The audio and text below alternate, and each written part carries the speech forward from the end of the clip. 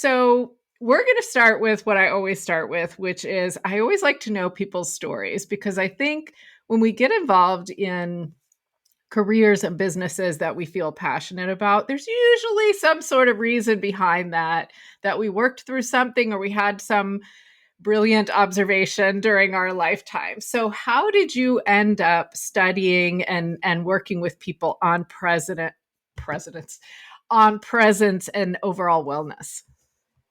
So I think I always wanted to work with people. I think back to uh, every year in elementary school, your teacher would ask you, you did project, what do you want to be when you grow up?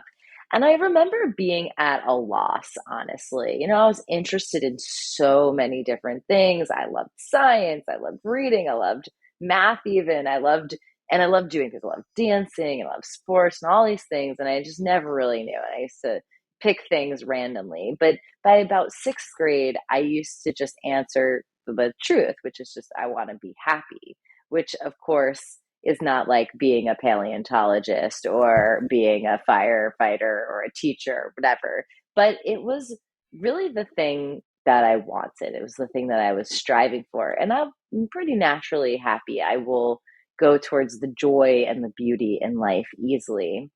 And when I got out of college, I took a job and then I took a second job. And I just knew that I could not sit at a desk. That wasn't going to be the thing.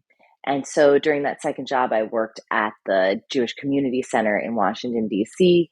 There was a gym. I was in the midst of playing rugby, that was my main hobby. It was the thing I really loved. And so I decided to become a personal trainer.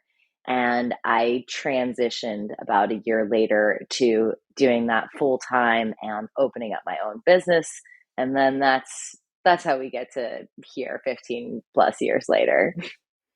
You know what? I love that you said you're a naturally happy person and you go towards the joy because I know that so many people struggle with that. I've done whole episodes on trying to find the fun in life. So I feel lucky is what I'm saying that that's how you naturally work because that's amazing.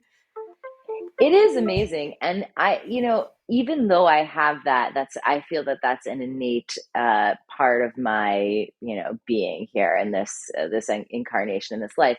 This does not mean that I don't have and haven't had bouts of depression and overwhelming anxiety and, really have had mental and emotional struggles for sure, as well as, physical pain from injuries and physical pain from mental gunk and junk.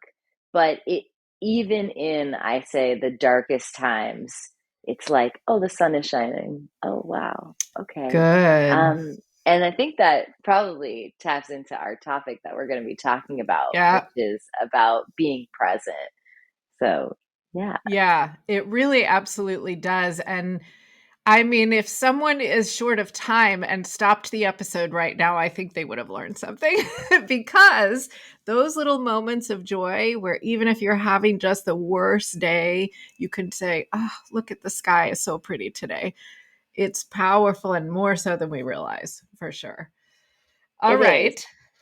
Sorry, Great. go ahead. Go ahead. No, I was just going to say that noticing what is in the moment and is really, this is the key, is allowing yourself to notice what is true right now.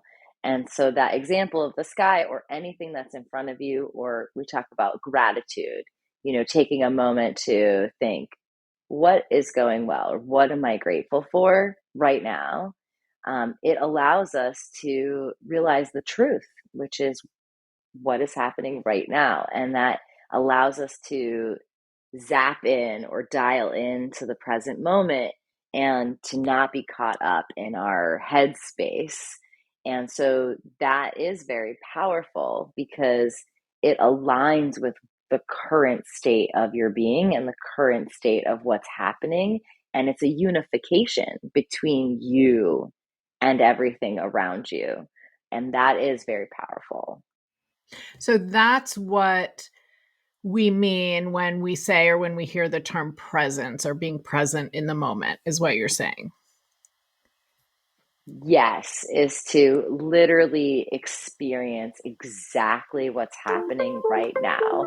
And I just mentioned two pathways. One is noticing, and another one is gratitude. And I think we're going to get into some more of the nitty gritty of the techniques to get there. But these are two ways, and the noticing can be done visually with your eyes. It can be done, through any of the senses auditorily. So maybe you hear something that's pleasant. It could be a bird chirping, it could be a song. I think we'll talk about that as well.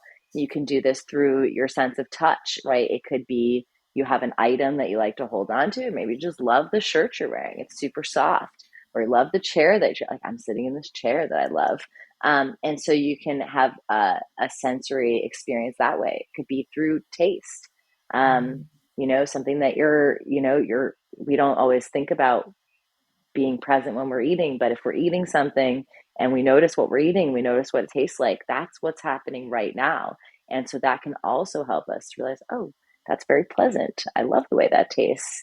I'm Mm. really grateful for this. And that's what I'm doing. I'm eating right now. I'm drinking. I'm sipping my pumpkin latte as we move into the fall or whatever it is. Yep. Um, and we smell it, right? So we can have the experience through our senses. Oh, this is a candle I like, or um, I love the smell of the fresh air in the fall or the spring or the summer, whatever it is. And so through our senses, we have the ability to notice and to notice what's happening through our senses right now. And that allows us to be present. So it's interesting because I've definitely heard that said about food in particular, that if we actually would pay attention to what we're eating when we're eating it, it's healthy as well, because then maybe we don't overeat as much and we just enjoy what we're eating. Not to get us off on a tangent, but it's interesting that maybe if I went like a level deeper from what you're saying, a lot of times we're just sort of drifting through and we're not paying attention to what's going on around us. Is that fair to say? Yeah, absolutely. I mean, this is why there's so much advice about, not mindlessly eating, not eating while you're trying to do something else. People will often combine activities, and there could be very, very much benefit, right? Like connecting with people, having lunch with people, and having a conversation. I'm Right. not saying that those don't have Right. merit, but it also has merit to just simply, to take out some of the extra and to just experience what's happening right now through your senses. And if you experience a lot of um, pressure to multitask, or a lot of your pressure comes from this notion that we must deal with so many things at once. And then, of course, we feel like we can never actually deal with any of them. They never come to completion. They're hard to keep track of, right? And then that spins us into a cycle. That idea of just taking one thing at a time, and we do have to eat and we do need fuel. We can go a little while, but at some point we do have to fuel the body. And so it provides us a daily or multi daily opportunity to use that act and those acts as an ability to become present. Interesting. Interesting.